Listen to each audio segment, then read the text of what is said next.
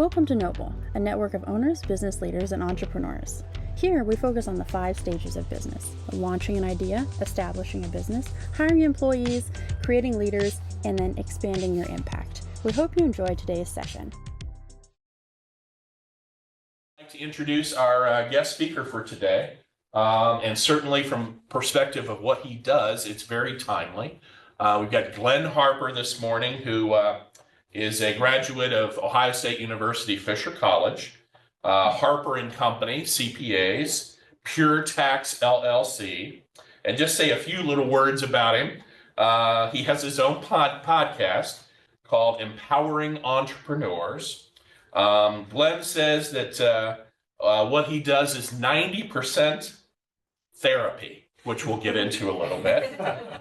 He's also a head chef. Okay, we'll get into that a little bit.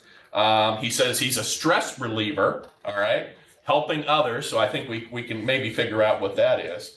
He loves client relations. He says it's not just about numbers, which I agree with. He's a farmer, okay, and when he was younger, he was a farmer, growing up doing gardening and working with animals. And he's basically with entrepreneurs wanting to help them understand what their why is. And if you're involved with Noble at all, you certainly know that that's a big thing that we like to bring up. And last but not least, tax strategist. He likes to help people with their taxes and make sure that they're filing efficiently and filing the right type of businesses, which is very important. So Glenn, welcome this morning. Thanks. Great introduction. You hit all the high points. Well, I don't know if I hit everything, but you know, it's good to meet you, and you were highly recommended by a number of people, and it's just exciting that you're able to join us this morning. Especially how many days? Three days before the taxes are filed. So there's something going on. You're going to get 50 people that are going to jump on and want your help. So something happening in a couple of days. I don't know. Yeah. Well, that's a lot that we certainly talked about. I just scratched the surface, but I'm going to start off with the one that I think got a little bit of a chuckle, and that is, what does head chef mean?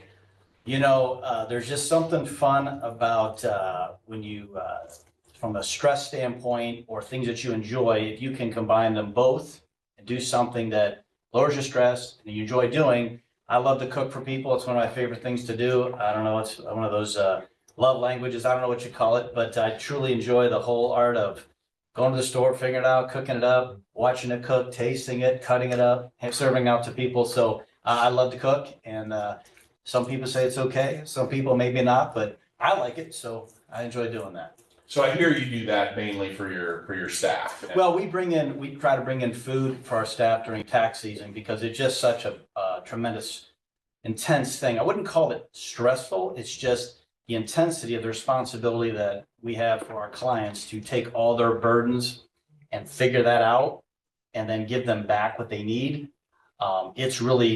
That's a challenge, and food, for whatever reason, is a comfort food thing. So whatever that looks like, we bring in and bring that for food for the clients or the staff to eat, and try to keep them focused and a little bonding around the table, eating all those things. And it makes it nice during tax season because we're just a really tight, cohesive family at that point. Mm-hmm.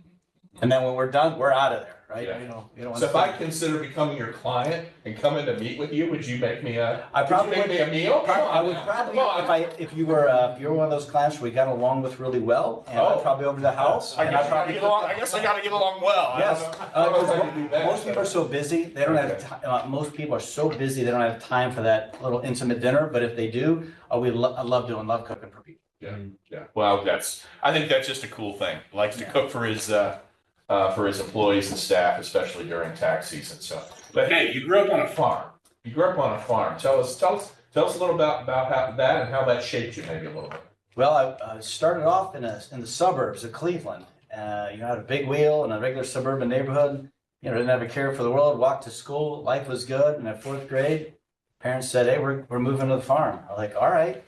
So they packed up me and my 3 sisters and went about an hour away. And there we were on a farm, and we just became like living off the land and rented the land out to the neighbors to farm it. But we did all the livestock, and that we raised all that, butchered ourselves, and raised all our own food. And but when you're on the farm, you don't have any money. You just think that's how everybody is. So you sometimes get in line for the government cheese and and the butter, and then you have your own cow and do your own thing. And did that from age 9 until once I started college.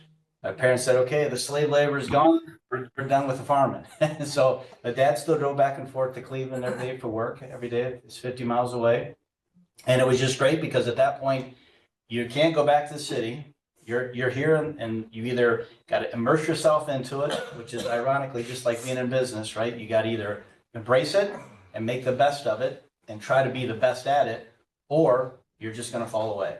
And so we were lucky. We had some great neighbors and friends that helped mentor us because we didn't know anything, and they're already there and helped us navigate what it means to raise livestock and heat with wood and deal with the snow and all the things that you have to do. And so it was a tremendous experience. You learn about life, death, birth. You get in touch with all kinds of things when you're, giving birth to whatever animal it is, because we had them all. And, we even raised a pig in the house for a few months because it was the runt. And if we left it outside, they were going to kill it, the mom. So we had to bring it in, and it's like our pet. So it was a crazy times. Like I look back now and I still can't believe what we all went through with that. And then somehow here I am sitting talking to you guys. Wow, good stuff. And I'm a personal believer. I don't know about some of you, but I think if more of our society had a chance to work on a farm or serve in the military, Correct. it would totally give them a different perspective on our country, on society, about helping others. I mean, you're feeding America. You're feeding the world, right? With a farm. It's not about you anymore. I mean, you got to do the chores. You got to take care of animals first, and that's the rule. You don't eat till they get taken care of. You don't do anything till they got to be good. So you get water, food, hay, clean their stalls. Like you have to take care of them first before yourself. And it's just weird. And a lot of farmers, you wouldn't be surprised, their barns are nicer than the houses, right? Because that's your livelihood is your animals, and you have as a farmer, and we didn't have the equipment. We weren't like farming the land, but we did all that with the neighbors and such and working out on the farms, but you're just a steward. That's it. And so when you realize that it's not about you, you're here just to take care of and tend to the flock and help the people, it changes everything. Because we're so selfish these days, just thinking it's about us. We don't know where everything comes from and how it works. But when you get into it, it's pretty awesome. Yeah. Well, something special about your time living on the farm is I understand that you developed a relationship just up the street from where you lived with a gentleman that was with Ernst and Young, I think. Ernst and Winnie at the time. Ernst and Winnie at the time, and that shaped the future of your career. It was when you are your nearest friend is a mile away and you have no car, how do you really don't have an opportunity to do all the social things. Sports is just something far away. You can't get to that. Nobody has any money for that. You can't get there. So really all you do is work, and you either work your farm or you work and try to make some money. And so, my first job was shoveling pig manure for $1 an hour. And I remember when it was really snowing out, my dad had to take me on the snowmobile, this old beat up thing, and had to get me there so I could do my job. And it was kind of funny, but so I started working at age 10. That's what I was doing. And as you keep working,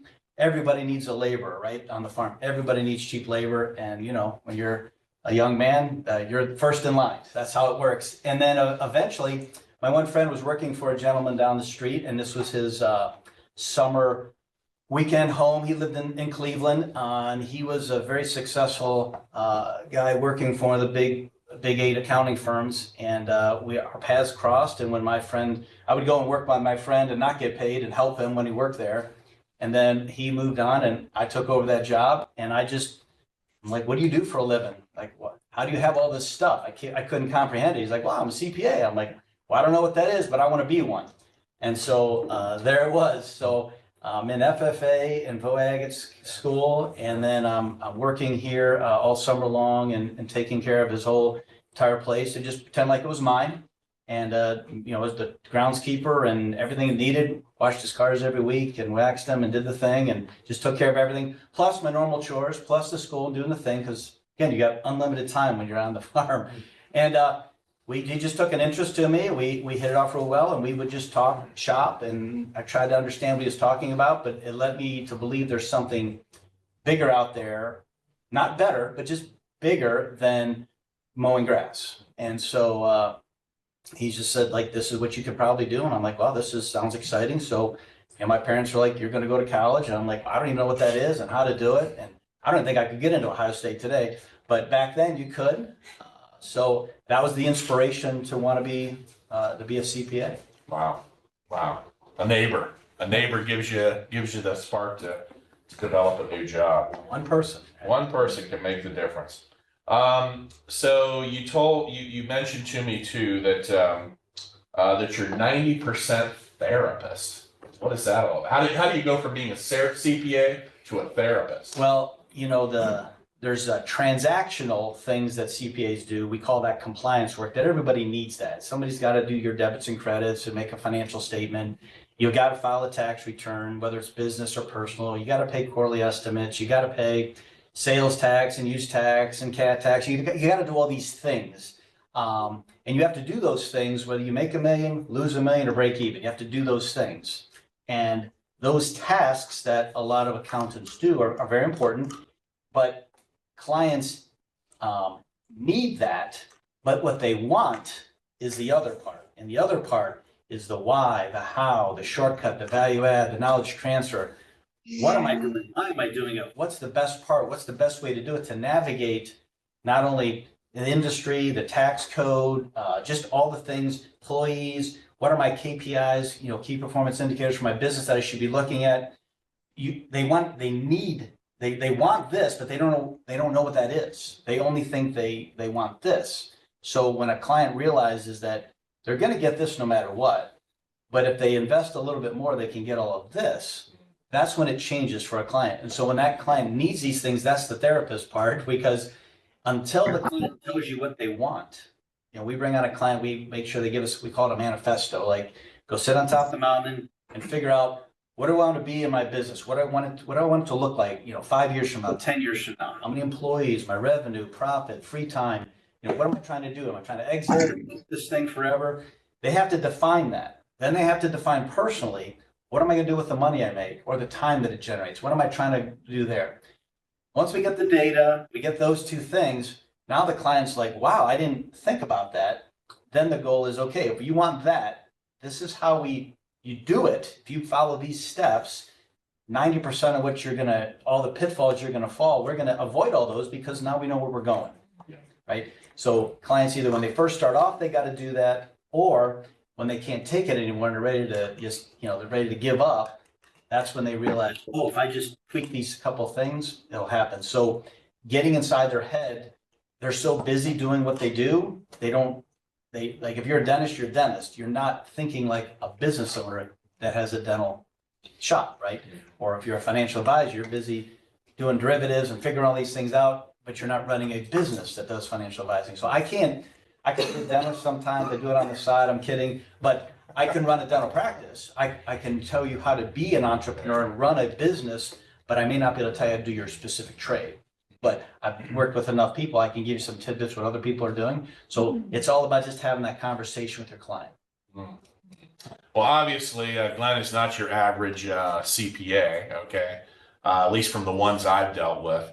But you also have a podcast called Empowering Entrepreneurs. Tell us about that, how it got started, how long does it take? How can people maybe jump on and participate? Yes, it was the craziest thing is doing this for so long. I started when I was 12. I'm only 32 now, but I've done this for a long time. When you talk to clients for all these years, you start to develop. There's patterns. There's things you can recognize, and you already know what's going to happen. You can predict somebody's future by what they're doing today or not doing today. You know what's going to happen, which is a blessing and a curse. Because just because I can see it doesn't mean that they want to see it. So you have to let people, you have to meet them wherever they are. And when they're ready, but they may not be ready, right? And so as we're going and doing this with clients, COVID hits, and being an entrepreneur is already lonely, right? You're already on an island. Nobody understands where you're coming from. Everybody looks at you like you're crazy. Like, why would you quit this cushy job, safe, secure, and start every day negative? Who does it? You got to have a screw loose. So you're lonely. Then COVID hits, and now you're even more isolated. My business partner Julie and I she's like, we should do a podcast and interview our clients and give them just an outlet to talk about. So let's start a podcast. And we're like, all right, that sounds good. And so we started with some of our clients, and then there started to be like a push for like, well, there's other people who like to talk about it. And now we've talked to people all over the world. It's kind of exciting. We sit down for about an hour and just have a conversation about their journey. And it's always the same, nobody believed in you. You got fed up with things. You decided to start the thing, and then the ups and downs and the pivots and all the things. So the podcast is just a little bit of a therapeutic thing to help.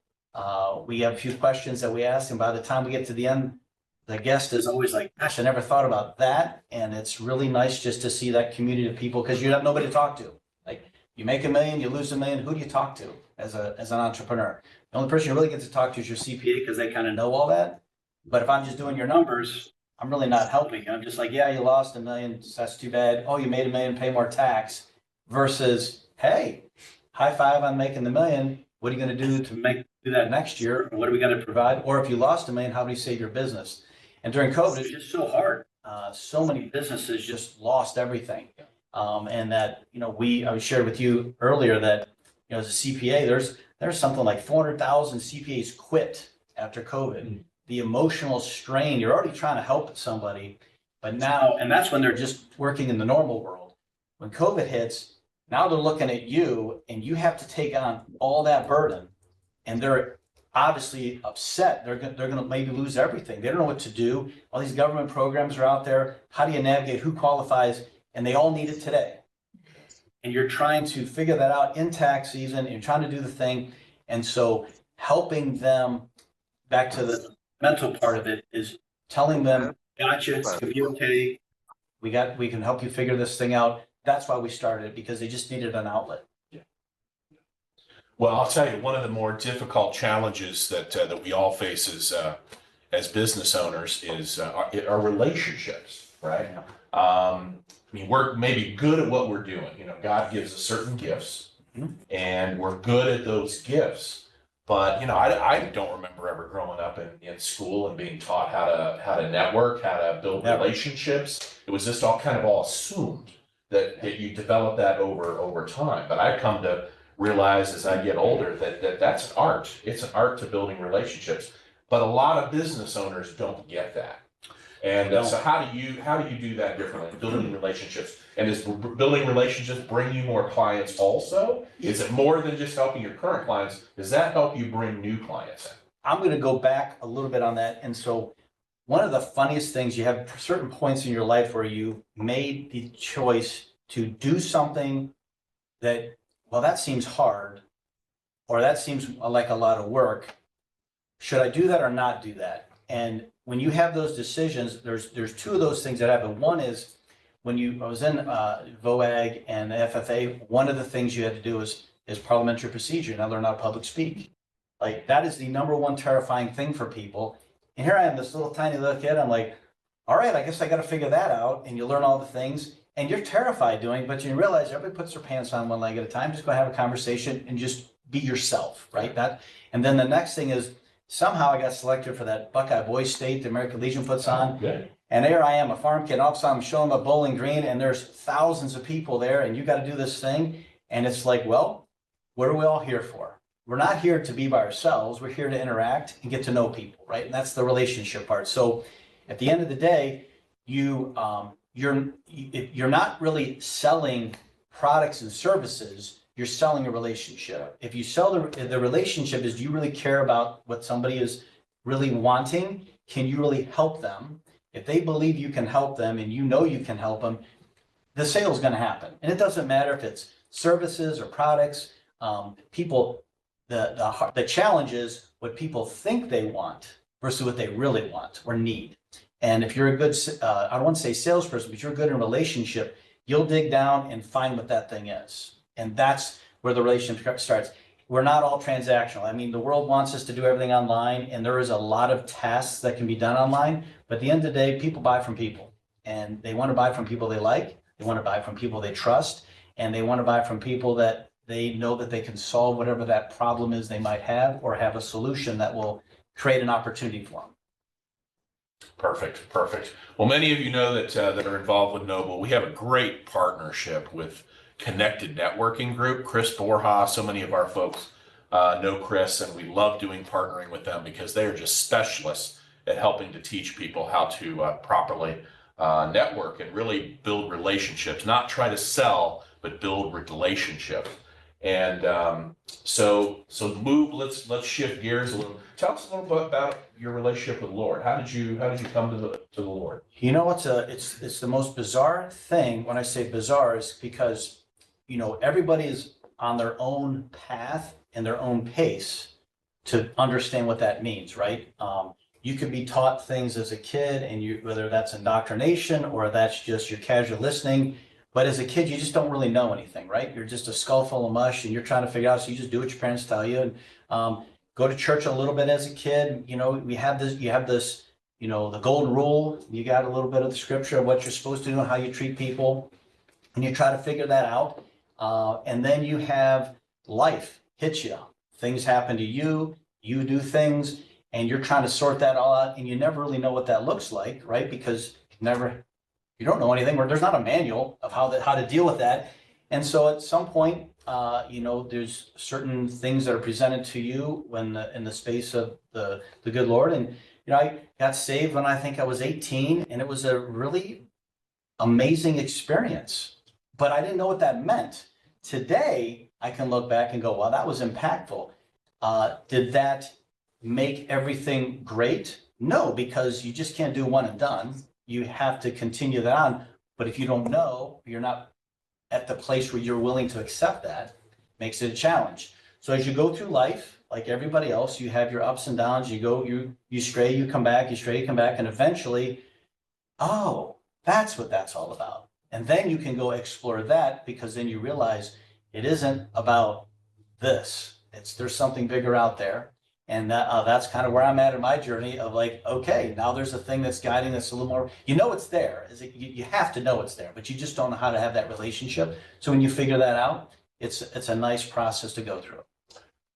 How do you integrate that into your business? How do you integrate that into with your clients? Those kinds of things. Again, you have to you got to meet your client where they are, and if they are coming at you where they're needing something that's bigger than what they're at, you can talk about those things. If they're not into that and they're over here, that's fine. You can help them with that. But at the end of the day, you're trying to do your best from an ethical, from a, you just don't, if you don't lie, cheat, and steal in business, you can never get that out. Once you're known as that, it's like golf. You can't lie, cheat, and steal. You just can't do those things, right? And if you can keep the clients to say, look, you don't cheat on your books, you don't screw your employees over, you don't screw your clients over, you do the right thing, it all works out. But as soon as you stray on that one time, the whole house of cards comes tumbling down. So, but people feel like they have to, because they're like, well, these guys are cheating. Well, I don't care what those guys are doing. This is how you account for your money. This is what the rules are. Inside those rules, these are the opportunities that are available to you. If you choose to do these things, these are allowed. It's low-hanging fruit. You should do those. If you don't know about those, or you don't want to do those, that's up to you too. But most people feel like it's better to cheat than just use what's in the code, and you're going to get a better result. You're going to sleep better at night, and nobody's going to be harmed on that. Again, I'm sure everybody loves taxes, and I'm sure everybody likes paying taxes. Right. Everybody's going to stroke those checks. Someday maybe we won't have any. I doubt it, but it would be great if we didn't. But as it is right now, the funny part of it is the crime is not paying your taxes. It's not filing your tax return, and it's not filing an accurate tax return. If you file an accurate tax return, you're never going to go to jail. That's the crime. Paying your taxes, you should pay your taxes. You want to, but people get scared to file the return because they can't pay their taxes. File your taxes. They'll figure out how to collect it from you.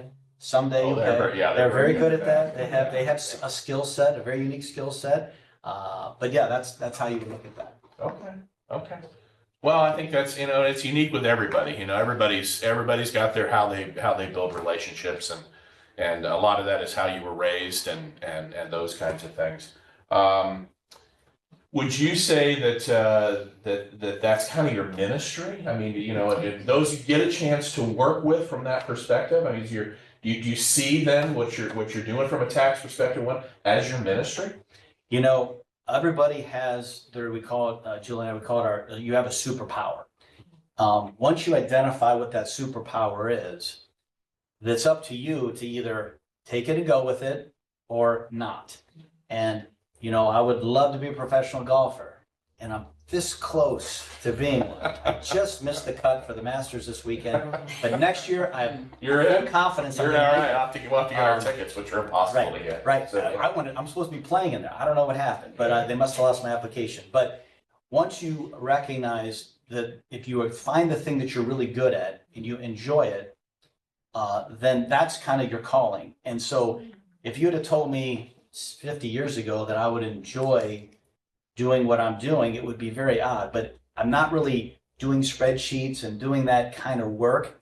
I take that information and I can be impactful and help clients. So that, to your point, the ability to take a client, a prospect, and somebody who is literally at their wit's end, they're either ready to pop and make it, or they're ready to lose it all, or they're ready to take the jump to be whatever they want to be. And if you can come in and give them the encouragement, give them the roadmap, the blueprint of how to do it, and then they have to believe in themselves. It just takes one person to believe in you to get them to believe in themselves. Then watching that person achieve their greatness is just awesome, right? So yeah, they invest in us a little bit. We invest in them. I like to think we're more impactful. They might be more impactful for me because it's just a good feeling to help somebody. And it's not, hey, I did your taxes, here you go. It's like, this is how you're going to navigate and be the most successful person you can be, not only running your business and your life, but also not paying as much in tax. And, as an entrepreneur, right, you want to, it's not how much money you make, it's how much you keep. It's about probably building wealth more than it is income. And once you get the income, how do you not pay as much tax legally? How do you manage those things where you can take that money and it creates opportunity for you, your family, your business, your employees, and you can go help more clients or help more, whether you're in my line of work, what everybody else's work is in. That's the fun part. And to do that, it's very rewarding. So we were just joking, I got to go to work today. I don't really go to work. I go to the office. We're going to help some people solve some problems. And if a client hangs up the phone or leaves a meeting and they have a new direction and they are inspired and they are putting more money in their pocket and they know how to navigate it, high five, it's a win. And that's a good day. That's a good day. Oh, very, very good. We're going to shift over now a little bit to Glenn's going to kind of get into some of the foundations of CP, the work that he does. So he's going to share some slides. So while Susie's getting that queued up for us, let's just ask one final question at this point, and then I'll step away and let you share a little bit. Jump in if you hear something exciting. What would you say to a brand new entrepreneur? Just getting, they've maybe Noble's worked with them. We've talked to them about their purpose and fulfilling God's purpose for them. We've helped them kind of strategize with their idea a little bit, making sure that their idea is really their passion and it helps fulfill what their purpose is for God and the kingdom. What are some of the basic, hey, 1, 2, 3, these are the things that from Glenn Harper's perspective, what do you need to focus on when you're starting a business? So the things that you just talked about, that is, most people don't get that. So that's really great things that you're doing for your flock here, because you've got to know why you're doing it. And you might have the greatest idea ever. And if it's a passion project, that's one thing. But if you got to make a living, that's another thing. So understanding what is this thing that you're going to do is literally the first step. Is it viable? Like, is there a market for it? That's like the first step. Then the second step has to be, okay, if you do this thing, what's the market going to bear on that? Like, how much can you charge for this service? What are your costs going to be? If you're going to start a business, I can probably get within 98% of what it's going to cost you to run that business. With just in my head, I can probably do that. But I can't tell you how much you're going to make. That's up to you to figure that out. So what we try to do is if we know one variable is what it's going to cost you, and we add to that how much money you need to make a living, to pay your bills, and then we got to take away half for tax. So we got to double that profit. Half. That's just the rule. We start at half and then we work our ways down, because at the end of the day, depending on where you live and what you do, it's going to be half. So we start at half. So if you want to make 100,000 a year, you got to make 200. That's your profit. Well, if your overhead is, the cost to do your business is 300,000, you got to make 500 in gross. So if your product or service, when you break that down to sell, I got to do this many widgets, this many gigs. How many do I have to sell at this price? The question, is that doable? Do you believe in your skill set and the market that you can do that? And so before you go sign up with an attorney, go set up your franchise, set up your LLC, do all the things, you got to go back here and figure out the why part, can it's viable? And then the financial part, does this make sense? Is it doable? And we'll have tons of prospects that will walk in that we look at and we're like, you really going to sell 3,000 things a month? Like you're involved with all of those? You know the answer. And then they go, oh my God, thanks for saving me. They gladly invest a little fee in us to help them with that decision. Instead of losing $1 million, they part with a few $1,000. They're happy. They come back later and they're like, look at this one. And we're like, nice job. Because they just don't know. They never think about this or this. They just like, everybody's going to buy my product or service. So that's the next step. Is it viable? Then we have to say, well, what are the things like, how do we set this thing up? What are your projections going to look like? And depending on what they're going to do for the first year or 5 years, we're then trying to build this chassis for them. Like, what's this thing that we're going to put them in from an entity structure, and how is this going to work that is flexible, but also enables them to take advantage of all the things. And that's where the manifesto comes into play. They have to be able to tell us what that looks like. If you think you're going to make 100,000 a year and we put you in this chassis, but you're now making 5 million a year, that's way different. If you tell me 5 million a year and then you're only making 100,000 a year, well, why do we do all these things?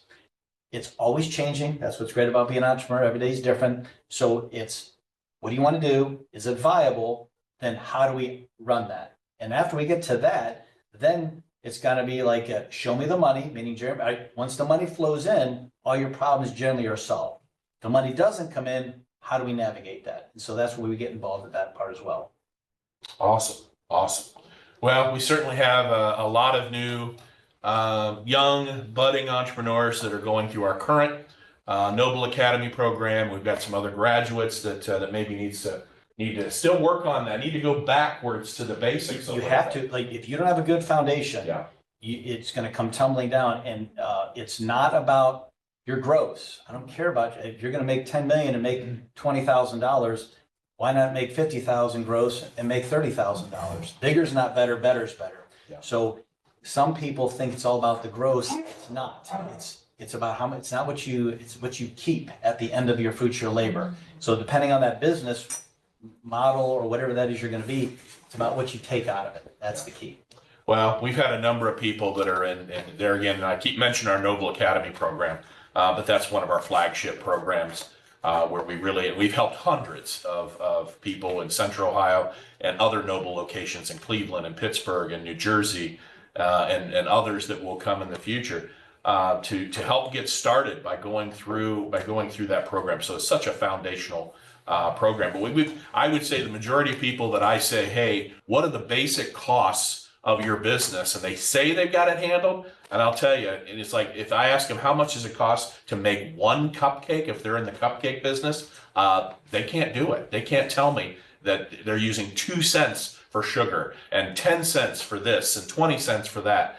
And there again, it gets back to what Glenn is saying, that you've got to know your costs. And if you don't know your costs, you can get a year, 18 months down the road, or even sooner, and you'll be out of business because there again, you don't know what your numbers are. Believe it or not, again, that first part that you guys do with the helping them define what they're looking for is so important, because when you do jump, it's a very long fall, and you're either going to land in a nice pool of water and have a nice dive, or you're going to land on some concrete. So understanding that part and get your numbers together.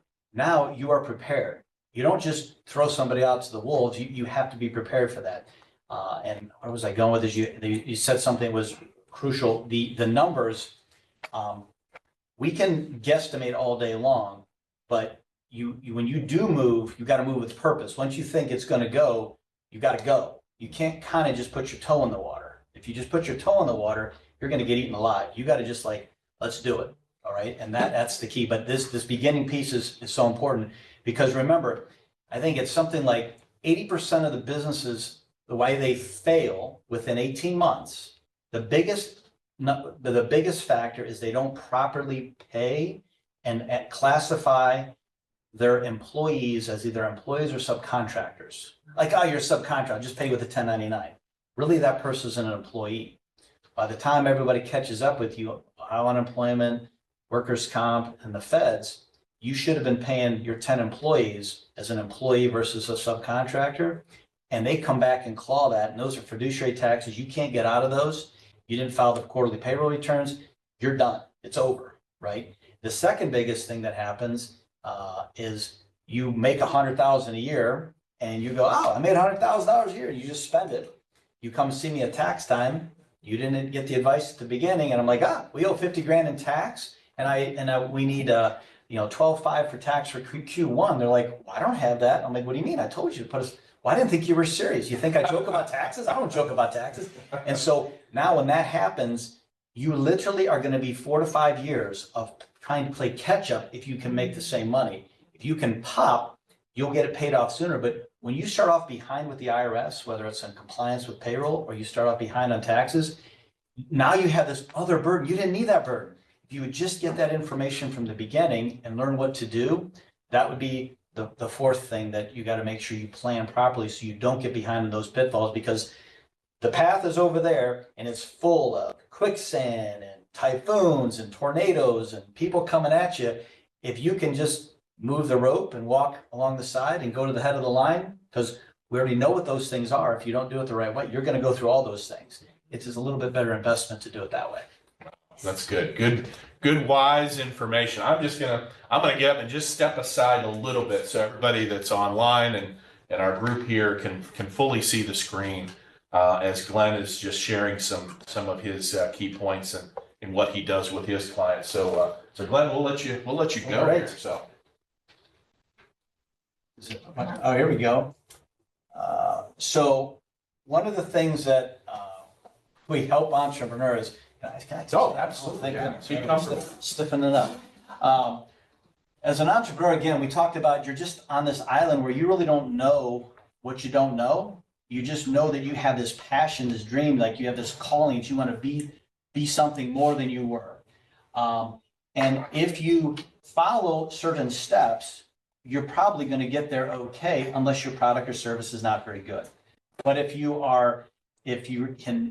don't follow these steps, no matter how good your product or service is, you're going to have these setbacks. And so we kind of, through just doing this for so long, we just kind of know there's a few things that you want to do when you're doing this.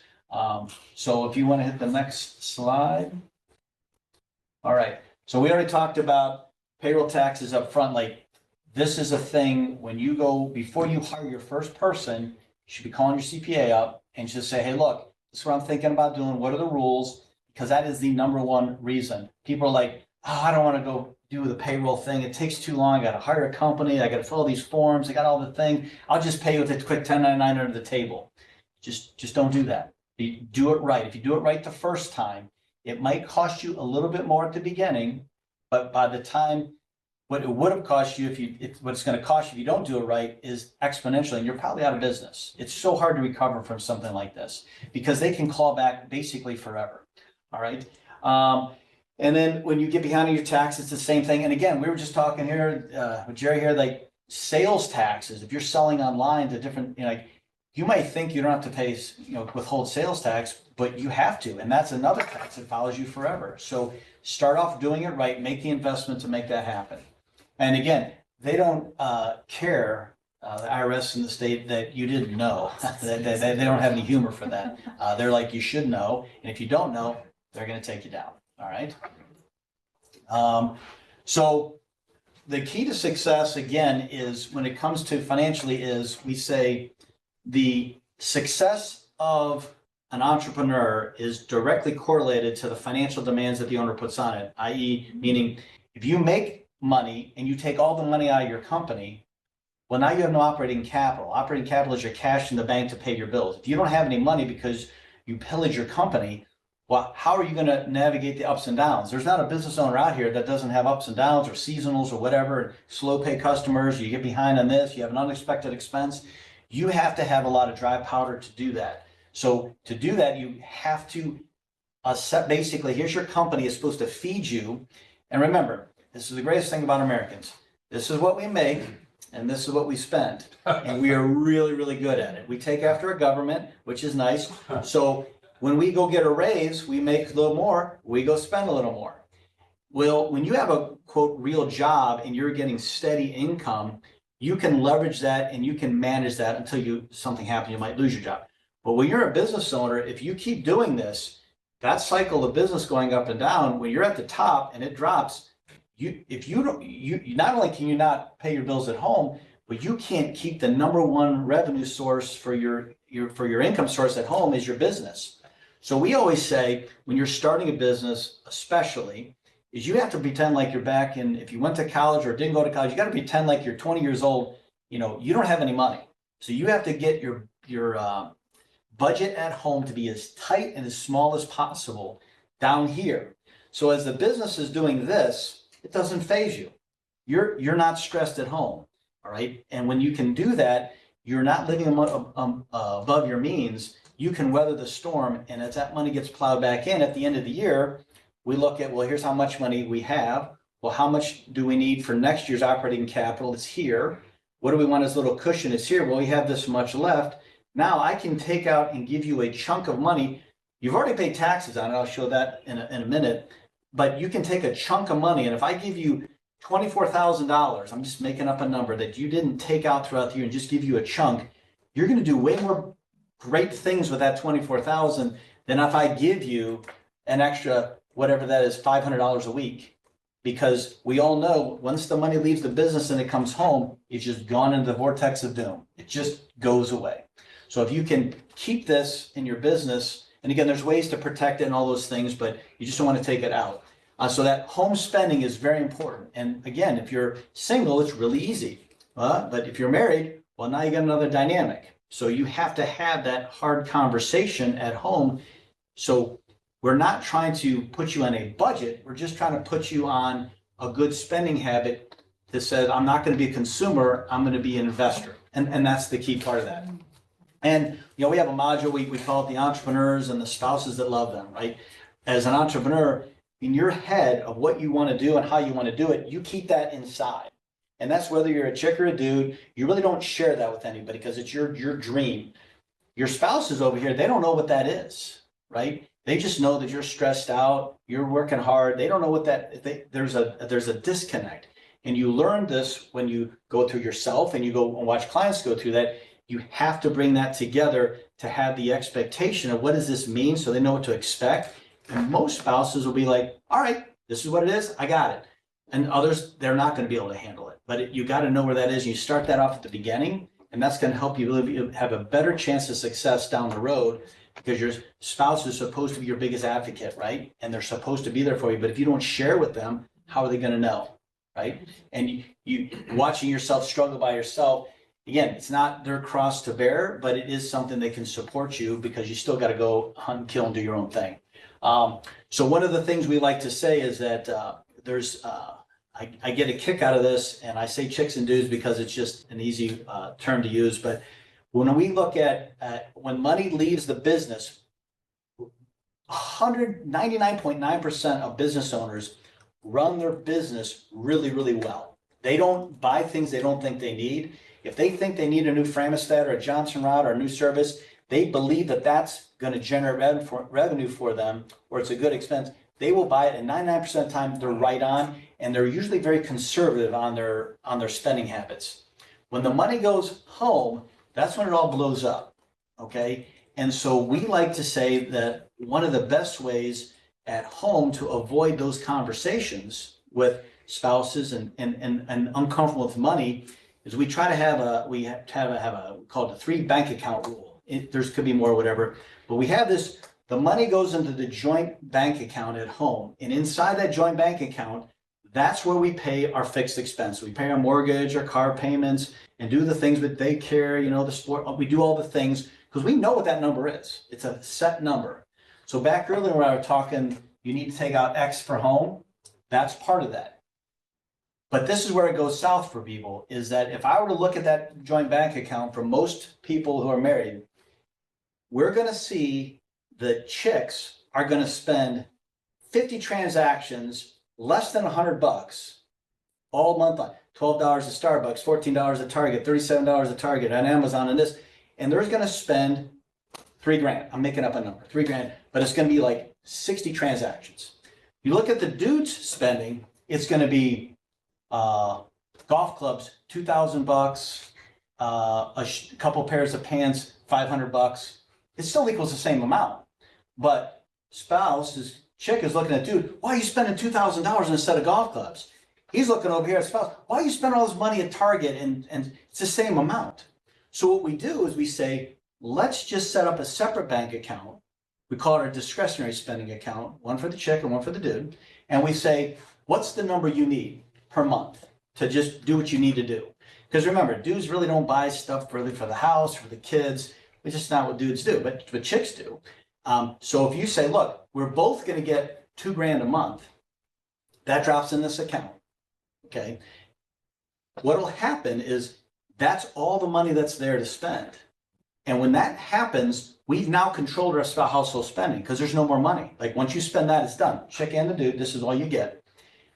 The crazy phenomena happens. Up here, before we do that, whatever's in that account will get spent every month. It's a rule. Every time, every marriage, it's gone. That's why I say when it goes in the vortex, it just goes. But when we split this out, the phenomena happens. The dudes generally spend all their money. The chicks don't. They are very fiscally responsible. We just find the chick have a knack. If that's all they get, they will stretch that and make it work. And again, some people might get mad with that. I know what I'm talking about in this. And so what ends up happening is you control a cap, and that's just what it is. The women will make it work on that. They always will. If it's unlimited, they'll take all they need. And guys were like, why they just complain? Now we're fighting over here. Now if we set this up, now the house gets run on a set amount, down here individually, discretionary. Guys doing what they're doing over here. And over here, we're paying our bills. Now, we're not just pillaging the company's money. We're just taking out the bare minimum. We're operating the company, the house. Then at the end of the year, we've accumulated all this cash. We've paid all our taxes that we need to pay. And I go, okay, well, we have X. Now, here's 24 grand, 50 grand, 100 grand, 5 grand. It doesn't matter what the number is. What do you want to do with this? I've got $20,000 I ever paid tax on. Yeah. Well, can we go on vacation? Sure. Can we pay down our mortgage? Sure. Do you want to leave in the company for operating capital and hire a new salesperson to get you more revenue? Sure. There's so much more opportunity with that lump sum than this $500 a week that we just take out and just blow it. So it's a very, very successful thing that we help clients encourage it, and it works. If you follow it, it works, and you just put a limit. Now, if you don't do that when you're making 20 grand a year, you don't do that when you're making 100 grand a year. You don't do that when you're making $1 million a year. You're insatiable. You're going to spend all the money you make. All right. And, the wealthy person, the rich person makes $1 million a year. They're rich, but they have no money in their bank account. The wealthy person says, I make 50 grand a year and I leave 20 grand in my bank account. That person's more wealthy than the rich guy, right? Because it's what you keep. And then you can deploy that somewhere else. Your money can make money. Can I jump in real quick? Because I'm curious of this. Because there again, you've been doing this for what, 20, 30 years? 34 years. 34 years. And so that's how he can talk about this is what the chicks do, this is what the guys do, right? It's just that experience, right? And I can certainly see that myself. What I'm curious is what percentage of your clients, I'd love to know this from all the clients that you have, what percentage of your clients tithe? So what percentage of your clients, it's that important, kingdom-wise, that they set aside that 10% or whatever percent it is, and they tithe? That is a great question. I have to be, I'm Switzerland on that, right? And some people do, Some people don't. Some people don't even account for it. They just do it. You would be surprised, as am I. I don't know what my clients are doing. They show me what they want me to see, but I don't know what they're doing behind the scenes. So that's a really hard question to answer, because some people like, oh yeah, you can see where that's coming off the top. Some people, they're doing something, but they don't want to talk about it, and they don't want to put it on their taxes. I have clients that they like to donate, but they don't want to take a tax benefit from it because it feels like it's dirty to them. Like, okay, I don't mind, but if they present it and it's allowable, I'll deduct it. If they don't present it, so I really couldn't answer that question. I couldn't tell you. I have no way of knowing. Curious. It's an interesting question, but Yeah. everybody has their own things that they think they're supposed to be helping. Some people do not-for-profits, some people do churches, some people just do individuals, and I would not know unless they present it to me because they want a tax deduction. Gotcha. Okay, well, let's move on. The spending in your business, this is a big one. Again, most people, they believe in their business so passionately that they have this, we call it a sixth sense or something, where they when they go to spend money on something, they really believe it's going to be the right thing to do. When it gets a big number, or they're going to do a new initiative, we love when they call us, because we can then say, well, if you do this, this is what this costs you, this would save you in taxes, this is what you probably want to look for, is how much revenue it should generate to make it pay for itself. We help them put a number behind it. They may still do it, whether there's a number or not, but our job is to present to them the factual, unemotional results of this. Their emotional, their belief in it is what they want to be able to make a good decision, want to feel good about that decision. And sometimes it makes no sense on paper. And I'm like, but I believe what you're telling me. So if you want to give it a shot, I'll support you in that. Or it makes so good on paper, but they may not do it. Our job is just to provide the unbiased advice to say, here's the facts, you can do with it what you want. One of those things would be somebody, again, this chunk of money, and they say, oh, I've got a $100,000 mortgage and I have $100,000 in the bank. When should I pay off my mortgage? Well, you would now have no money in the bank and no mortgage, or you could pay off half your mortgage and have half the money in the bank. How do you want to leverage that? What makes you more comfortable? And everybody has it's really strange. Everybody has a different feeling on that, but there's no right or wrong answer, but just understand that, would you rather have nothing on balance sheet, but you're free, or would you have something on the balance sheet and you got cash flow? You got to decide that. Well, but there's tax strategies to that too. You pay off your house, you're lacking then some deductibles. Believe right? it or not, back in the day, the home mortgage interest was a really big deduction, but now the standard deduction is so high. Most people that got mortgages, 5 years ago and 4 years ago and prior, they're not even deducting the mortgages because it's so low, because the standard deduction is so high. And so it's not as a big a factor today as it was, and they lowered the limits. But now mortgage rates are creeping back up, and they can sometimes get over it. That's part of the evaluation process. But usually when they come up with this chunk of cash in the business, we say, look, here's the things you can do that are deductible, that will give you a return on that. And these are things outside of that you can do to improve your cash flow at home. So we got to figure out where we're going to deploy that money at. Okay. Profit, watching it grow. It's if you, as an entrepreneur, you have to be comfortable with every day waking up. And if you're not, it's hard to get where you wake up and money's in the bank account. Most entrepreneurs wake up negative. They got to hustle that day. They got to make something happen, pull some levers, do some things to get positive, or at least break even. And then whatever they do more, they're going to make some money on. It takes a lot of intestinal fortitude to start every day negative. Most entrepreneurs do that, right? They got bills to pay, and now they go out and hustle. Just no different than being a farmer. You got to go make hay when the sun's shining, right? So what we like to say is that you have to, but it's really nice when you can, in good times, reposition your balance sheet so you don't have what we call have to payments. We Half want the payments. able to payments. So this is the same thing at home. A lot of times when people want to become an entrepreneur, they start off, they got student loans, they got the mortgage, they got the house, they got some credit cards, and they have all these have to minimum payments. And they're like, well, how should I pay this off? And they end up, throwing an extra $100 on 20 payments. That is probably not the best way to do it. The best way to do it is identify what you have, highest rate, lowest payment, and what is the balance, lowest to high.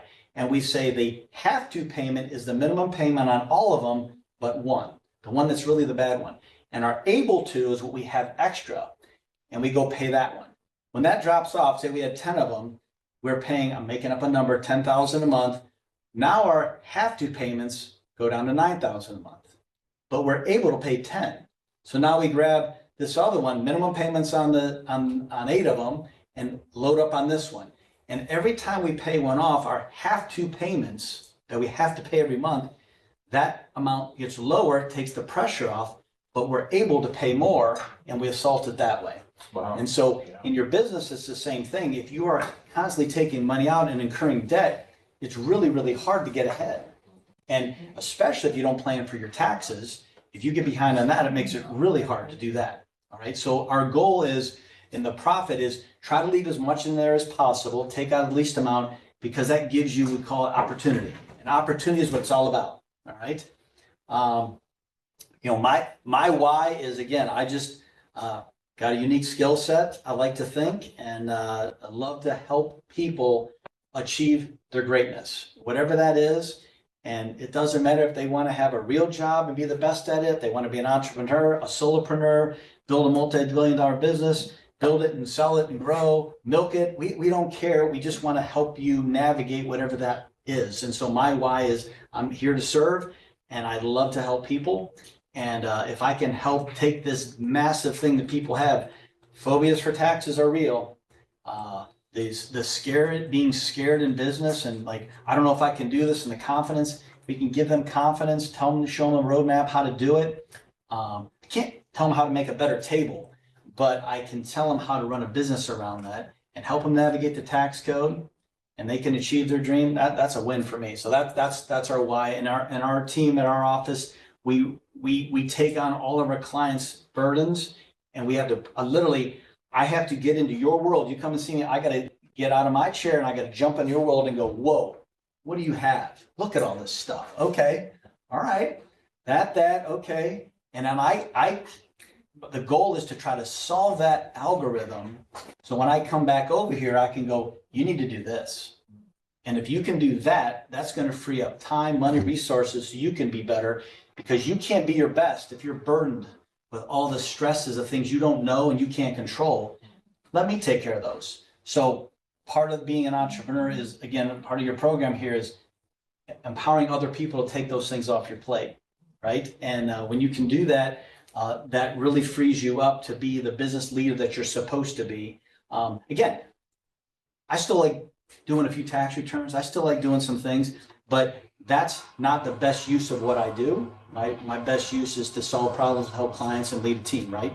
And as a business owner, it's the same thing. Your best thing is not sending emails and doing that. It's about relationship in your team, right? And yeah, and our team, that's what we'd like to try to do, and we think we do that pretty well, and that's how we do it. Cool. Oh, that last slide, there was one thing I wanted to talk about right here. How to avoid managing your business from your bank account. Oh, that's the big one. Everybody, well, how much did you make? Well, I don't know, I got this much money in the bank account. That's not the answer, because when you're a business owner, it's a 50% rule, right? It says, if you bring money in your bank account and you pay all your bills for the business, whatever's left, the rule is we're going to need half for tax. I know everybody's like, just trust me on this. If you do this, you will never, ever have a tax problem. So what that means is that it says, well, if I'm going to take $5,000 out, put it in my personal account, I'm going to need to pay tax. Well, that means I got to take $5,000 and put it in my business tax savings account, because 5 and 5 is 10, and half of that is tax. So now I prepaid my taxes. I still have the money, but I took it out of my operating account, so it's not in there anymore. So every time I take out $100, I put $100. Take out $500, put over $500. Take out 10,000, put over 10, whatever the number is. You will never ever have a tax problem, okay? Because over there is pays the tax on all the money you took. What's left in the bank, well, that might be our profit. That's going to be half of that. We got money in there to pay a tax on the other half. And if you pull the money out and don't pay your taxes, you are led astray because you think you have all this money, but you pulled out 100,000, didn't set aside 100,000. All that money goes to tax. So it's very important. It's not about that bank account. It's about what you take out and what you earmark. All right. Okay. Good stuff. Yeah. Good stuff. Oh, geez. So here we are. Now we're going to get a little, this is the best part of this conversation. I'm kidding, but these are questions we sometimes get more often than not. And every business owner is going to go through these questions at some point. And so we'll just hit a couple of them at whatever depth you want to get into, but that's on you. But the question is, well, what type of entity should I be, right? And it depends on what you're trying to accomplish. And I know that sounds like a cop-out answer, but it's not. Generally, business owners, the vast majority of business owners, when they make money, they take their money out. Okay, that's just what they do. They don't leave it in there. They're not trying to, play the tax game that way. And depending on how much money you make determines what kind of entity you should be. Depending on if you're with a partner with somebody, depends on what those things are. Depends on all the tax strategies we can do. The different entity structure is important. So part of, is your idea going to work?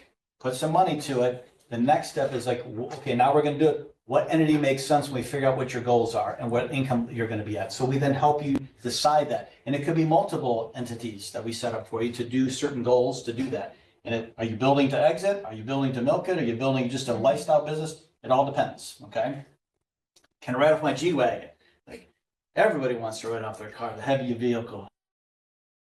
The key to this is it's not what you see on TV. It's not what you read about. The cold hard fact of this thing is that to be a business expense, IRS, it has to be four things. It has to be intent, ordinary, necessary, and reasonable. Okay? You got to have all those things. So if I am a business owner and I want to write off my G-Wagon, the first thing I have to decide is, people go, can I write it off? That's not the question. The question is, what kind of car do you want? Okay, what car makes sense for you? Just because I can write it off doesn't mean I should go buy it. It's like, what kind of car do I want? If you would like a G-Wagon, like that's the car I want, okay, great. Now we have to determine, are you going to drive it for business a lot or a little? Are you going to drive it more than 50% for business? If you drive 100% business, really 100%? You're only going to drive for business? You're not going to drive it to the self-grocery store? Really? Is that how it's going to be? Well, let's pretend that you're going to do it 80% for business. Great. So now we've established, I need a car for work, obviously. So intent's good. Is it an ordinary? Yeah, people buy cars all the time. Is it reasonable? Yes. Are all the things? Yeah, it works. So we have to track our mileage and do the things. So if it's an 80% business use, what happens, because it's got to be over 6,000 pounds, it's over 6,000 pounds. I think it was a few years ago, BMW had a vehicle that was like 50 pounds short and they welded some piece of steel in the bumper to get it to be like 6,001 pounds. Yeah, something just to get it over the top. So like that qualifies because they wanted to sell them because it was a big thing. So once we've established that it works and we know the business use percentage, then yes, we are allowed to write up basically 100% of that cost. There's different ways to do it. The tax code was this thing called bonus depreciation. Then there's 179, but ultimately you can write off up to 85% of that vehicle if you want. But just because we can doesn't mean we should, because I might go out and get a loan on December 31st to go buy this vehicle, a $200,000 car. I write it off. I didn't spend a dime, but I got the full write-off for it, right? Well, and guess what? Next year I'm paying $5,000 a month for this vehicle, and I'm getting no write-off for that, just the interest. Well, does that make sense? So we're going to buy a big honking vehicles, what we call them. You've got to do that when you have a really high income year, where it makes sense to get the full benefit of that depreciation at the highest tax bracket, versus if you're here, you're in the 15% bracket and write it off, well, you're getting no value for that. And then remember, when you write this thing off and you trade it in or sell it, all that depreciation you took from the, today it's worth, you wrote it down to zero. 2 years from now, you trade it in and it's worth 100,000. You got to pay tax on the 100,000. Well, that's not fair. So before you talk about the write-off, we got to figure out, what are your intentions, Mrs. Robinson, with this little agreement here? Like, what are you going to do with this? Like, are you going to keep it long-term? You can not long-term, your business use. So it's a bigger question, but that's just educating the client to know what to do. Good. Vacation is a business expense. Again, it's about the intent. We just never call it a vacation. There's always continuing education. There's always a conference. There's always a thing. Your intent is to go there. If you're lucky enough to have a company where you have your family employed and they're owners of it or some sort, and you can say, we're going to go to that conference in Orlando, all that travel gets deductible because that's your intent. You're going there. And while you're there, if you happen to hit up Disney, great. We can't write off Disney, but we can write off the travel, the hotel, and do all the things. So you're just, before you do that, you always call us up and we'll tell you how to do it, right? You don't just come back and say, we were just at Disney. I want to write it off. I'm like, well, why'd you go there? Well, we went to Disney. Well, I can't write that off. That's not, you have to go there for a business purpose. So it's very important. The Augusta rule, that's one of the coolest things ever, right? If you're so lucky to have a house that people want to rent from you on a major golf course, when you rent out your personal residence for less than 14 days, that money's tax-free. That's a great little thing to have to rent it out. But that also means that if you have a business, you're allowed to rent that to your business and the business can pay you and that can be tax-free. So there's a strategy how you can do that. To have your business use your house, there's ways to do that, all right? And it creates a nicer web. There's gajillions of strategies. They all don't work for everybody. They're all not easy peasy like they sound. You have to follow the rules on those to make it legit, because if you do this thing and you put your return out there, you're signing off this is right. You got to do it the right way, because when they come back at you and you didn't do it right, that's probably not a good situation to be in. And the employee is a contractor or employee. Remember, the IRS, back when FDR, the goal back in the 40s, it was like, we want to make people be employees, because before that, most everybody was independent contractors and everybody's paying quarterly estimates to the government. Well, people weren't paying their taxes. So the government says, a great idea, let's make them all employees and make the employer withhold the taxes from them. So that's what started it all. So now the government's position is everybody's an employee unless you prove that they're not. So by default, as soon as I hire you in my office, whether an independent contractor or an employee, the assumption is you're going to be an employee. So now that's not a relationship. We have to go through the protocol of, here are the questions we have to ask, and these are the paperwork we have to file to ensure that you're not an employee, so we're protected. Remember, person that gets in trouble the most is the person paying the money. That's who they're going to come down on, the employer. You're like, well, I didn't know, I'm just getting paid, right? They're going to come down on me. So it's up to me to make sure that I classify this the right way that's beneficial and by the rules. That's a really big one to do. And again, the taxes, we talked about that, 50% for taxes. I know, but just trust me, because if we set aside that money by default, we do what we do, we have our budget at home, we're doing what we're doing at home, we're living in our budget there, the business is doing what it's doing, we set aside the taxes, we do all the strategies that are supposed to happen that you're doing with your CPA team. When you get done at the end of the year, we are probably not going to need all that money. And if we don't need all that money, well, what can we do? Well, hey, we can throw money into an IRA. We can throw maybe into a SEP. We can put that in retirement. We can pay down some debt. That's the extra money from the tax planning kind of pre-funds. Maybe we only need of that 50% we set aside. Maybe we only need 80% of that 50%. We still got this chunk. We were planning on giving it to the government. Can't we put that in our own bank account? Put in our own IRA or something. So there's different ways to do that. So always set aside that 50%. You will never go wrong. You'll never go wrong. And if you can't operate your business by knowing the taxes are going to be here, then you're probably not charging enough, or you're probably in the wrong line of business. So you have to be able to operate knowing that your profit has to go into tax. Home office expense. This is a tricky one. There's a short form, there's a long form. As a general rule, the home office really only works if you're probably be some kind of self-employed, like a Schedule C or an LLC. It lets you do a shortcut method, a long method. But again, you got to make it exclusive for business. It's not for everybody. Some people think it's a red flag, whatever. All these strategies, there's a ton more, right? They're all going to help you a little bit. One on its own, like, okay, it's going to save me $500. But you do 30 of these, well, that's real money. So you're trying constantly, your CPA behind the scenes, knowing what you're trying to accomplish, having that conversation is, which one of these can we do? Which one will work? What does it cost to do those? I mean, there's got to be expenses to fix all this algorithm. Is that cost worth the benefit? And so on all these, you got to work through that to see what it works like. And how often should I be talking to my CPA? Well, you know, if you show up on April 10th and drop your stuff off, you're getting compliance. You're getting me to do your tax return. And it's a horrible position. We don't even do it anymore because I can't in clean conscience do your tax return when I'm like, look at all this stuff that you could have been doing. And you're wanting to pay me to do your tax return, but I'm looking at this like, oh my God, I could save you 50 grand a year. Well, I can't give that to you. You're not willing to get it because you're not ready for that yet. But when you're ready for it, you should meet with your CPA at least quarterly.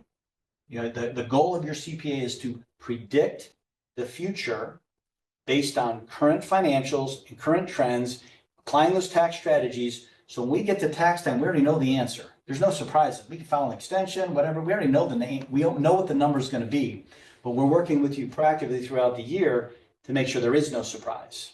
Okay, so some clients that's monthly, some are weekly, some are quarterly, some might be just at the end of the year because their business is pretty stable, right? If you got a lot of this, or you know, it makes it a little tough, but that's something that your CPA is going to work with you directly on and determine what those needs are. Most of the time, there's a lot of what we do and a lot of what your CPA does, if they're over here on the advisory side, is to try to transfer that knowledge, to try to teach you what goes on. So when we get a new client, there's a lot of teaching that goes on in that first year or so to teach you what to do and things you need to learn about and to make you go, wait a minute, I'm supposed to call Glenn on that, right? There's teaching. So we spend a lot more time on those things, teaching you. Behind the scenes, we're still implementing and doing all the things, but you really want to talk to your CPA more often than not, right? It has never happened where you have paid, somebody has paid me where they have not gotten a better return off of that. It's not an expense. It's always a return on investment. If you invest in me to solve your problem and help you with that, whatever you're paying me, you're going to get that back 4 or 5x back no matter what. That's just a rule. How do you save taxes and paying your kids? Well, the cool thing about paying kids, there's a provision in the code that, again, your kids work for you. They're at a low tax bracket. You know, right now, I think the kid can make, what is it, 14 grand a year and not pay any income tax, which is pretty amazing. Back in the day, it was like 4 grand. But again, I can't pay little Johnny, who's 3 years old, 50 grand a year to work on my business. That's not reasonable. So we have to back into what kind of business do you have and what is something we could pay your kid for that is defensible and is ordinary, necessary, reasonable, and intent for your business, that we can shift some of that income to paying your kid, and they claim that as income, maybe pay no tax. Depending on what entity structure you're in, you're not going to pay Social Security tax on it for the kid. So it's literally paying your kid can save you, 50%, like it's a lot of money it can save you, right? Because they're not paying tax and you're deducting it. So it's a huge win. And that you either use that for tuition or whatever, but there's strategies of what is the best classification, I should say, of that employee. What are we going to pay them to do? And as they get older. Real quick, how old typically then can that is living with you? Or I mean, what? No, usually it's at the beginning, like a lot of entrepreneurs, whether they like it or not, they're family businesses, right? They're all in. So it's like, hey, here's maybe my wife and my kids, we're the family business helping you out. So now we're kind of paying our kids to be a model perhaps, or be in our marketing ad campaign. If I had to go out and bring in some famous person's kids, I got to pay them some money. Well, I can pay my own kids that. And at a certain age, that's probably all they're capable of doing. So we're not going to pay them a lot. As they get older, they're going to come in and do some filing. My kids are working on the gutters and doing taxes, and we're not doing taxes, but doing some filing. And taking out the trash, doing the cleaning, sweeping the parking lot. You put them to use. You're going to pay them just like you pay anybody else, but so they got to do something. When they get older, I don't know about you guys, but I don't know anything about how the social media works. But your kids know, so you can pay them to manage those profiles for you. And as they get older, you can pay them more because they're creating more of a value. If I got to go hire a firm to do that, to do my social media posts, I'm paying a lot of money. Why don't I just pay my kid to do it? Is there an age limit though? No, you can pay. Okay. I mean, the family office having, in America, it's the weirdest thing. We like kick our kids out and make them go figure it out on their own. A lot of cultures, it's about keeping them in the family and run the family business and keeping in the family. We're getting better at it, but it's just hard because like, it's America, we're doing my way. And then you go do your own thing, where the fact of the matter is, keep your kids in your business. If they want to. Sometimes they got to go away and then they may come back. But the older they are, the more they're doing, you can pay them however long you want, as long as they're providing ordinary, necessary, reasonable intent. Are they being... So the age doesn't matter, but it's still the 14? Well, yes, but so they're probably not working anywhere else till they're like 14. You know, Okay. I'm an exception. I was working at 10, but that's different. So once they start, they're going to probably want to work somewhere else too. So then you just got to decide what makes sense. And when they're in college, you can sometimes deduct tuition payments and things like that by paying your kids. But once they get on their own, they're going to go do their own thing. Yep. You can still pay them if they're on your board and they're doing things for you. You're allowed to do that. But the question is, well, how do you support your kids? Like, when are they going to be adults? If they're really not working with you, why would you pay them? Yes. Some people do, but you know, that's a different thing. What's the best way to account for business and personal expenses to keep them separate? Oh, this is a big one. I don't know to pull it on you, but entrepreneurs are historical, just guilty. They run their household expenses and their business expenses out of their business checkbook. Like, you're just making my life miserable, because now not only got to figure out what's business, but now I get to see all your personal stuff that I don't really want to see. And I got to account for that. So we always say, pull out your wallet, you're going to have one card that's business, one card that's personal. Okay. And before you go buy this coffee, you're going to say, is that business or personal? It's my intent, ordinary, necessary, reasonable. If it's business, use the business card. If it's personal, use the personal card. Now, here's your CPA. I don't have to deal with all your personal because I don't care about that. I don't have to waste time accounting for that. You are paying that out of your money over here. And on the business, I just have to deal with this. And now I don't have to question whether this is business or not, because you made that decision. Now, at the end of the month, or if you're saying, hey, Glenn, just want to let you know I bought these 3 things. I don't know if they're business or personal, but I put them on the business card. Oh, let me see what those are. What are you thinking? Of course you can't write that out. Oh, this is a good one. I'm glad you put this in here. We can take that. We can write that out. This one, gray area, I probably wouldn't do it. It's really close to being okay. You can decide that, but I probably wouldn't. They're okay, great. But at least I'd rather have it and not need it than need it and not have it. So if you think it's a gray area, put it in there. We call it the slush purchases. Like, you may not know, but this causes discussion later. I would say Noble teaches you have to have a separate bank account, because potentially legally you're talking about breaking that veil anyway, and a lawyer, you know, is going to go after you if you're mixing funds. And easiest way to bust the veil on your business, if you get sued for any reason, is mixing the bank account. So I would say don't even think about that. Have a separate bank account. We always say there's the right way, the wrong way, and the way everybody does it. Yeah. And it takes time to break people's habits. But I'm telling you, once you start doing it, the confusion of not having a budget at home or spending limits enables that behavior. So because you're like, well, I'll just pay for it over here because I can't pay for it here. No, when you can set those limits and be disciplined in what you're going to do, it's really easy. It's when you're not being disciplined, it creates the like, well, I'll just pay it all through here. So that's it's a key point. If you start off doing it the right way, you will always do it the right way. If you start off putting away 50% for taxes, you will always do that. You'll never have clients for 30 years. That's the rule. We've never had a tax problem ever because the money's always available. Clients that don't do that, they got problems. So if you start off the right way, you're always better off. Cool. Well, we're getting close to the end of our time, and we want to be sensitive to those that are online and those that are with us. So we'd like to go ahead and open it up to some questions that those of us here in the audience would have, or those of you that are online. So, Susie, do we have anybody that's queued up any questions?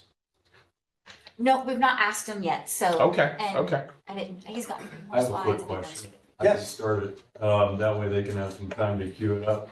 On the vacation deduction, kids are clients of yours. Can you deduct that? If your intent, if it's for a business purpose, and it truly is it ordinary, necessary, and reasonable? The answer would be yes. Vacation's kind of that gray area of We would- intentionality. We would call it we're having our annual board meeting. Right. We have a family constitution. We can go and talk about those There you kinds of things. Correct. Okay. It's all how you approach it and present it. If we're gonna go to Disney, that's really hard to do. Yeah. But if we're going down there for a conference, we happen to jump into Disney, that's fine. If we're gonna go to Lake House, and we're gonna have our annual meeting, it's a big retreat, and we're gonna go through each day, we have an itinerary of the things we're gonna do Yeah. for the business all day long. You have to document. Correct. Yeah. Documentation is everything.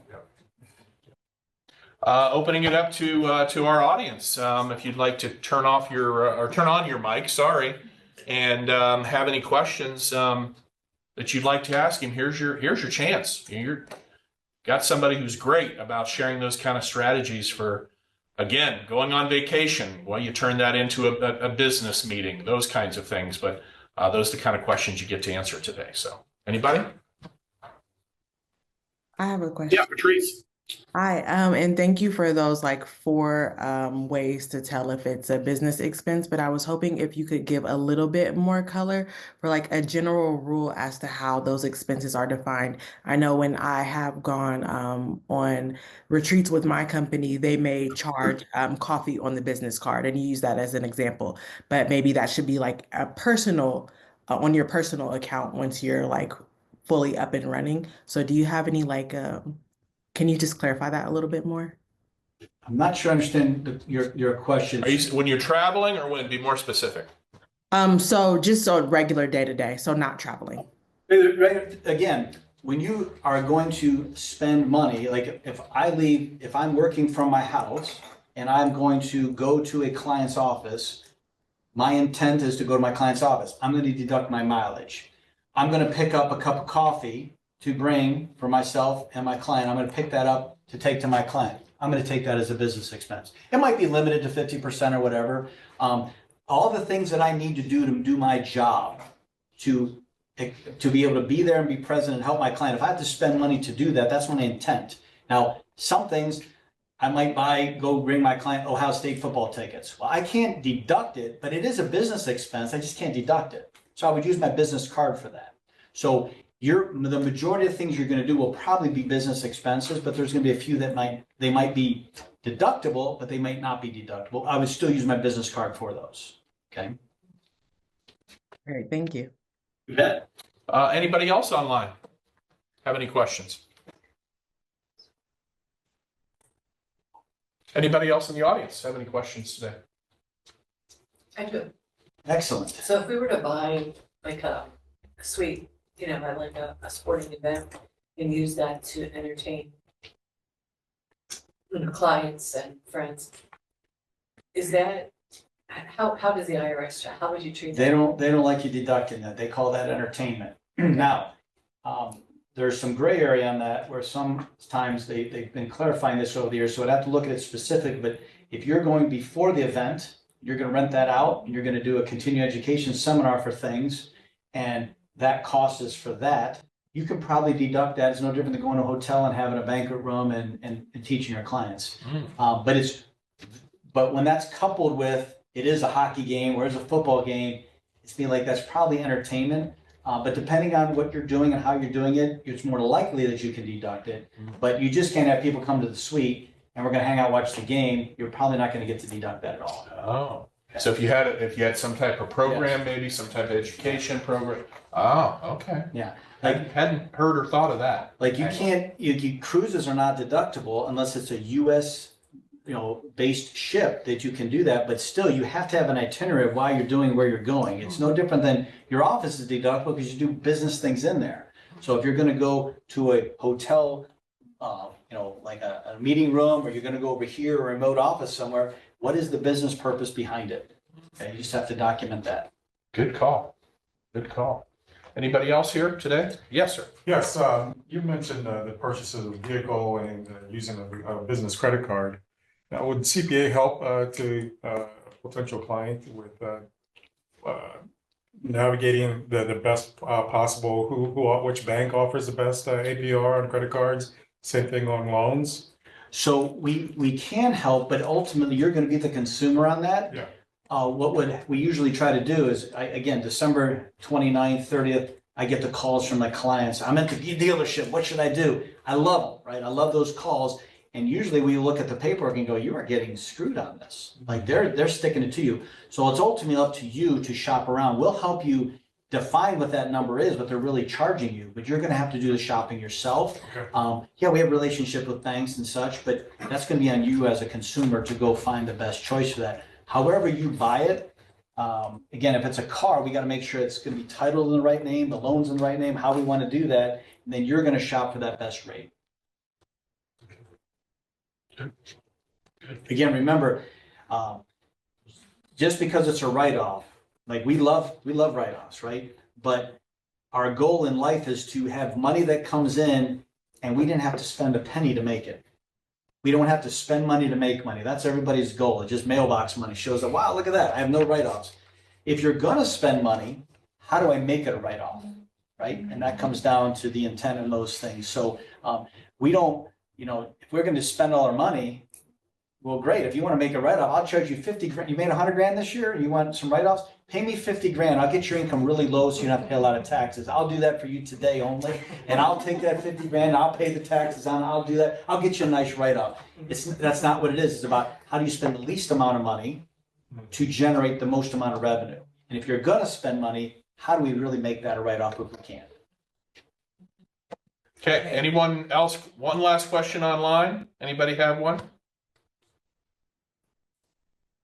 Okay. So if I have a dance company, any production that I go see, I can write that off, right? If your intention is to learn and educate and see what the competition is doing, you're trying to, develop your skill set, that should be a write-off, yeah. But it's individually what that is, you have to kind of go through that protocol on each one. If you're just going over to check things out, probably not. That's going to be more like a personal thing. But if you're there, like I got to do recon, figure out what everybody's doing, we can probably make that a write-off. Good. All about the wording and the intent, right? It's intent's everything. Yeah. Because if your intent is not pure, I'm not going to help you cheat, right? Yeah. Okay. Susie, we have some closing slides here. Maybe bring up. But Glenn, thank you so much for My your pleasure. time to join us, and we really appreciate you coming and participating. I think what you do is a true asset to